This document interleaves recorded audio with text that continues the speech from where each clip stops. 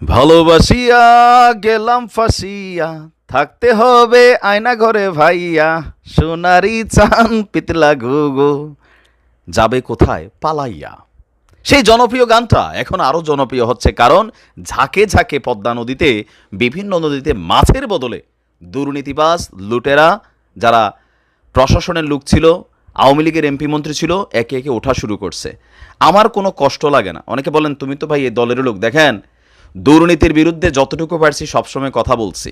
আমি তো চাই পুরা এমপি মন্ত্রী সেক্টর, প্রশাসনের সেক্টর, আইন শৃঙ্খলা বাহিনীর সেক্টরে প্রত্যেকটা লুটেরা, যারা রাজনীতির নাম ভাঙাইয়া এই দেশকে লুট করছে, প্রত্যেকের বিচার হওয়া উচিত।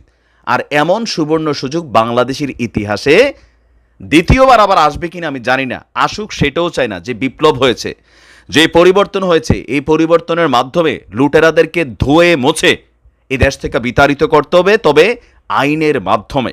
আর যেই প্রতিষ্ঠানগুলো তৈরি করছিল ভিন্ন মতকে দমন নিপীড়নের জন্য, এই প্রতিষ্ঠানগুলো এখনই বিলুপ্ত না করা এদেরকে এই প্রতিষ্ঠানগুলোতে রাখা হোক।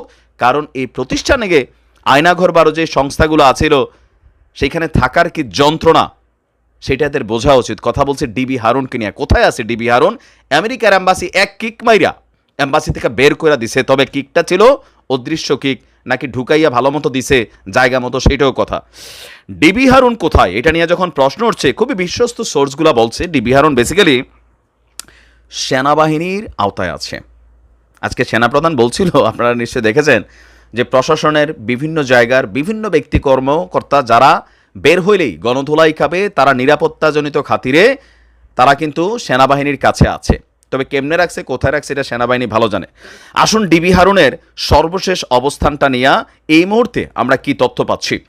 গত 1 আগস্ট গোয়েন্দা শাখার দায়িত্ব থেকে সরিয়ে ডিএমপির ক্রাইম ডিভিশনে দেওয়ার পরেই যখন 5 আগস্ট আওয়ামী লীগ সরকারের পতন ঘটে, এরপর থেকে পুলিশের অন্তত 57 জন ঊর্ধ্বতন কর্মকর্তা পলাতক আছেন। আবার কেউ কেউ বিভিন্ন আইন শৃঙ্খলা বাহিনীর কাছে হেফাজতে আছেন। আর এদের মধ্যে অন্যতম আলোচিত ডিবি হারুন। পুলিশের এসব কর্মকর্তাদের মধ্যে ডিবি হারুনকে নিয়ে সর্বশেষ যে তথ্য জানা গেল, যে এই মুহূর্তে নিজের বাসা, এমনকি আত্মীয় স্বজন কারো বাসাতেই থাকছে না ডিবি হারুন। কারণ কি, যেই বাসাতে আছে তারাও ভাই টেনশনে আছে, কারণ তাদেরকে যারা আশ্রয় দিচ্ছে, প্রশ্রয় দিবে, তারাও বিপদে পড়বে। তাদের উপর জনগণের একটা চোখ আছে। বিভিন্ন তথ্য বলছে সরকার পতনের পর থেকেই ডিবি হারুন গা ঢাকা দেওয়ার চেষ্টা করেছিল, বাট বিভিন্ন জায়গাতে তার তথ্য চলে আসছে। জানা যায় যে সাবেক প্রধানমন্ত্রী শেখ হাসিনার পদত্যাগ এবং দেশ থেকে খবর ছড়িয়ে পড়লে যখন জনগণ রাস্তায় নামে, তখন আপনার ঢাকার যাত্রাবাড়ি, পুরান ঢাকা, পোস্তাগোলা দিয়ে প্রথমে শহীদ মিনার এবং গণভবনের উদ্দেশ্যে যখন জনগণ আসে, তখনই ডিএমপির সেন্ট্রাল কমান্ড এবং কন্ট্রোল ইউনিট ভবনের সামনে থাকা বঙ্গবন্ধুর বিশাল ব্যানার টানানো দেখে উত্তেজিত জনতা ভবনটিকে উদ্দেশ্য করে ইটপাটকেল ছড়তে থাকে। এমন সময় গেঞ্জি বা অন্য পোশাক পরে সেন্ট্রাল কমান্ড এবং কন্ট্রোল ইউনিট ভবনের পেছনের প্রায় 13 ফুট দেয়াল টপকে পুলিশ সদর দপ্তরের সামনের রাস্তায় সটকে গিয়েছিল ডিবি হারুন। তো সেখান থেকে পরবর্তী সময় আইজিপির সাথে চলে গিয়েছিল পুলিশ সদর দপ্তরে। এরপর বলছে যে একটি সূত্র, যে তিনি কূটনৈতিক এলাকায় একটি দূতাবাসে বা হাই কমিশনে আশ্রয় নিয়েছিল। 2006 সালে ডিবি লটারিতে আমেরিকার ভিসা পেয়েছিল হারুনের স্ত্রী। বৈধ ভিসা থাকায় সেই সূত্রে আমেরিকা পালানোর চেষ্টা করেছিল ডিবি হারুন। তাকে মার্কিন দূতাবাসেও তাকে আশ্রয়ের জন্য সে আপনার আবেদন করেছিল, নিশ্চয়তা চেয়েছিল তাকে অক্ষত অবস্থায় বিমানবন্দরে তুলে দিয়ে আসার। তবে কূটনৈতিক সূত্র বলছে তার এই প্রস্তাব নাকচ করেছিল দূতাবাস। পরে সেখান থেকে তিনি ফিরে আসেন। এরপরে কাউন্টার টেরোরিজম ইউনিট সোয়াটের একটি গাড়ি তাকে মিরপুরের দিকে একটি জায়গায় দিয়ে আসে। সেখানে কিছু ব্যক্তির সাথে আলাপ করে বিমানবন্দর দিয়েও পালানোর চেষ্টা করেছিল হারুন। গাড়িতে করে পৌঁছেছিল বিমানবন্দর, তবে বিমানবন্দরের টার্মিনালের প্রবেশের আগেই জনতা তাকে দেখে চিনে ফেলে মারধরের শিকার হন।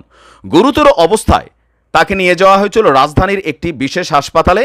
সেই হাসপাতাল থেকে সম্ভবত তাকে সেনাবাহিনীর নিরাপদ অবস্থায় রাখা হয়েছে, কারণ এদের আইনের মাধ্যমে বিচার করা হবে। সেনাবাহিনীর দায়িত্ব দল দেখে তুল্লা দেওয়া না, তারা নিউট্রাল ভূমিকা পালন করছে।